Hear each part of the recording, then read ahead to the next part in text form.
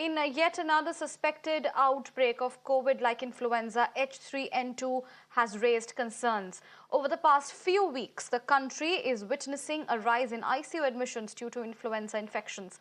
India has already confirmed 2 deaths due to H3N2 in Karnataka and in Haryana. In the latest, there has been reports of 2 other deaths in Maharashtra. A total of 352 cases of H3N2 have been reported in Maharashtra, and the state health minister has said that the H3N2 is not fatal and that it can be cured with medical treatment. He also added that the deaths in Maharashtra were not because of the virus alone, but because the patients had other diseases.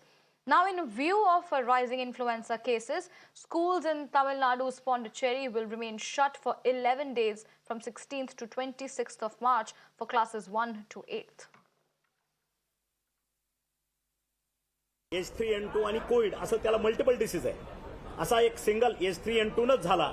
H3N2 हा असा डेथकडे नेणारा disease नाहीये असं एक प्राथमिक अहवालात म्हटलेलं आहे. त्याच्यावरती तात्काळ उपचार घेतले, औषध उपचार घेतला डॉक्टरांच्या सल्ल्यानं, तो लगेच 2-3 दिवसामध्ये तो रिकवर होतो.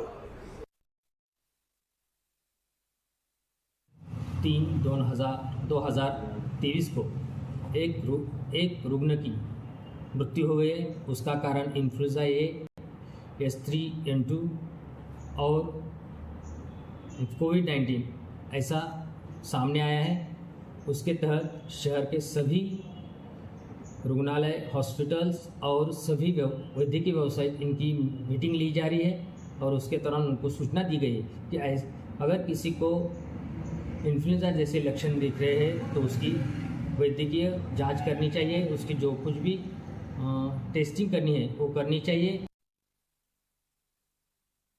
ये जो वायरस है, ये वायरस बहुत स्पीड से स्प्रेड हो रहा है और सिर्फ महाराष्ट्र में हो रहा है ऐसा चीज नहीं है. ये वायरस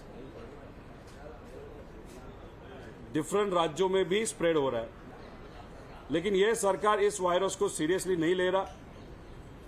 अहमदनगर में मेडिकल स्टूडेंट जिसको इस वायरस के बारे में या इससे क्या हो सकता है उसके बारे में थोड़ी बहुत जानकारी थी.